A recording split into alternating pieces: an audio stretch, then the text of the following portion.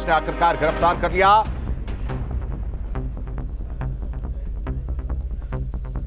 तो बड़ी खबर आपको बता रहे हैं, यूपी एसटीएफ को यह कामयाबी मिली है। यूपी एसटीएफ ने दिल्ली से गिरफ्तार किया है और बरेली पुलिस ने सद्दाम पर 1 लाख रुपए का इनाम रखा था। जेल में अशरफ को सारी सुविधाएं उपलब्ध कराता था सद्दाम। उमेश पाल हत्याकांड का आरोपी है सद्दाम। दिल्ली के मालवीय नगर से सद्दाम की गिरफ्तारी हुई है। तो बड़ी खबर, बड़ी कामयाबी, माफिया अशरफ का साला सद्दाम गिरफ्तार किया गया है।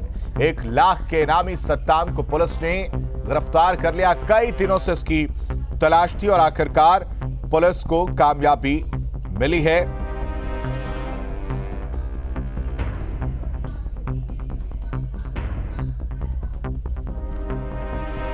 यूपी एसटीएफ ने दिल्ली से इसे गिरफ्तार किया। बरेली पुलिस ने सद्दाम पर 1 लाख रुपए का इनाम रखा था।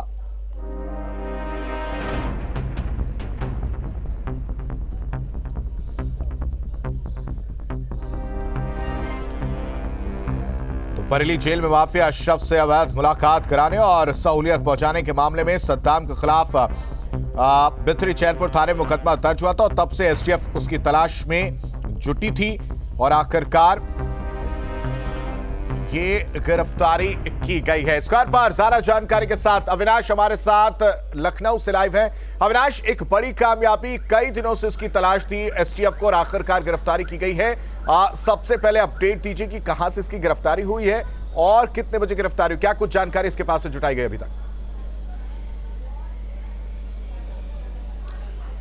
देखिए, निश्चित तौर पर यूपी एसटीएफ को एक बड़ी सफलता मिली है क्योंकि उमेश पाल हत्याकांड के बाद से ही अशरफ का साला सद्दाम फरार चल रहा था और इसको जो एसटीएफ की तरफ से जो जानकारी दी गई है उसके मुताबिक इसको दिल्ली के मालवीय नगर के डीडी फ्लैट से आज गिरफ्तार किया गया है। और देखिए, इसने पूछताछ में कई अहम और चौंकाने वाले खुलासे किए हैं। इसने पूछताछ में इस बात को भी कबूला है कि उमेश पाल मर्डर के बाद जब से पुलिस इसे तलाश रही है तब से ये अलग अलग राज्यों में नाम बदल कर रह रहा था और इसने इस बात का भी जिक्र किया है कि ये मुंबई, कर्नाटक समेत कई दूसरे राज्यों में भी गया और वहां पर भी अपनी पहचान छिपाकर कुछ समय तक रहा। लेकिन चूंकि आज ये अपनी एक प्रेमिका से मिलने जाने वाला था, लेकिन वहीं पर डीडीए फ्लैट के पास ही इसको वहां से पुलिस ने गिरफ्तार कर लिया। देखिए, सद्दाम पर आरोप इस बात का है कि जब अशरफ बरेली जेल में बंद था तब ये वहीं पर बरेली में ही एक फ्लैट लेकर रह रहा था और अशरफ को जो भी सुख सुविधाएं वहां पर मुहैया कराई जाती थी वो जेल कर्मचारियों की मिलीभगत से जो इसका साला था सद्दाम यहीं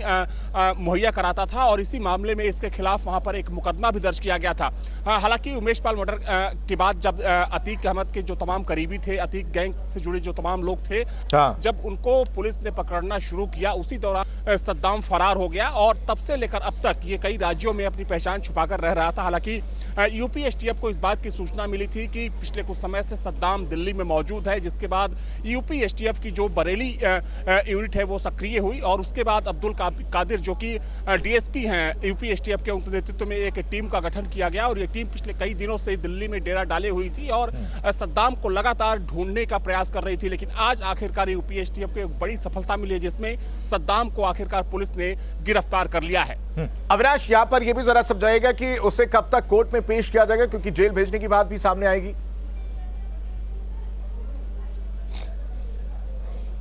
देखिए, ये चूंकि पुलिस की एक प्रारंभिक प्रक्रिया होती है और देखिए इसको संभवतः पुलिस रिमांड मिलना चाहिए क्योंकि निश्चित तौर पर सद्दाम के पास कई ऐसे राज हैं जिस राज से पुलिस पर्दा हटाना चाहेगी, क्योंकि देखा जाए तो अतीक गैंग का ये काफ़ी सक्रिय सदस्य था और अतीक गैंग से जुड़ी जो तमाम जानकारियां हैं वो सद्दाम के पास हो सकती हैं। वैसे में माना जा रहा है कि कोर्ट में पेश करने के बाद यूपी एसटीएफ यानी कि पुलिस सद्दाम को लेकर पुलिस कस्टडी रिमांड मांगेगी ताकि सद्दाम से पूछताछ हो सके और पूछताछ के बाद, चूंकि देखिए सबसे महत्वपूर्ण बात यह है कि जो गुड्डो मुस्लिम है और अतीक की जो पत्नी है वो अभी तक फरार चल रही है। तो हो सकता है कि सद्दाम को उनके बारे में कोई जानकारी हो, कोई ऐसी पुलिस को लीड मिल सके जो पूछताछ में ही संभव है। तो माना जा रहा है कि आज कोर्ट में जब सद्दाम को पेश किया जाएगा उसके बाद इसको पुलिस कस्टडी में भेजा जाएगा और अगले कुछ दिनों तक सद्दाम से पुलिस की पूछताछ हो सकती है और उस पूछताछ में कई अहम और चौंकाने वाले खुलासे हो सकते हैं।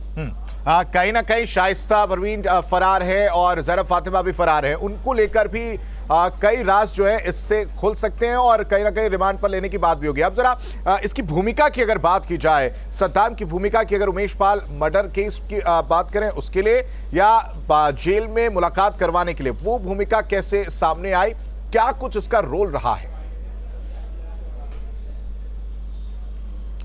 देखिए, जहां तक सवाल सद्दाम का है तो सद्दाम अशरफ के साथ ही रहता था और जब अशरफ को बरेली जेल शिफ्ट किया गया तो सद्दाम ने बरेली में ही वहां पर एक अपार्टमेंट में इसने फ्लैट लिया और उसी फ्लैट में रहकर वो अशरफ को वहां पर मदद पहुंचाता था। उसके लिए उसने वहां के जेल कर्मचारियों को मिलाया, उनको घूस खिलाया और उसके बाद जो भी सुख सुविधाएं थी अशरफ को मुहैया कराएगी और यही आरोप है। लेकिन देखिए, एक महत्वपूर्ण बात यह भी है कि सद्दाम अशरफ की जो संपत्तियां थी, जो प्रॉपर्टी थी, जो धंधे थे, उनको संचालित करने का काम करता था। खासतौर पर अगर हम रियल एस्टेट की बात करें तो ऐसी जानकारी निकलकर सामने आई है कि सद्दाम ही वो व्यक्ति था जो अशरफ की जो रियल एस्टेट का पूरा काम था उसको संभालता था। इसके अलावा जो दूसरे धंधे थे अशरफ के अतीक गैंग से जुड़े हुए, उन धंधों को भी संचालित करता था। चूंकि वहां पर अतीक गैंग की बात करें तो देखिए, अतीक गैंग में सबके काम बंटे हुए थे, लेकिन माना जा रहा है कि चूंकि अशरफ का साला होने की वजह से और अतीक फैमिली का करीबी होने की वजह से सद्दाम के ऊपर कई बड़ी जिम्मेदारियां थी। एक तरफ वो गैंग के दूसरे कामों को संचालित तो करता ही था, साथ ही में धंधों को संचालित करता था। चाहे हम रियल एस्टेट के काम की बात करें या जो दूसरे धंधे थे अशरफ और अतीक के, उनको भी देखने का काम करता था सद्दाम। ठीक है अविनाश, तमाम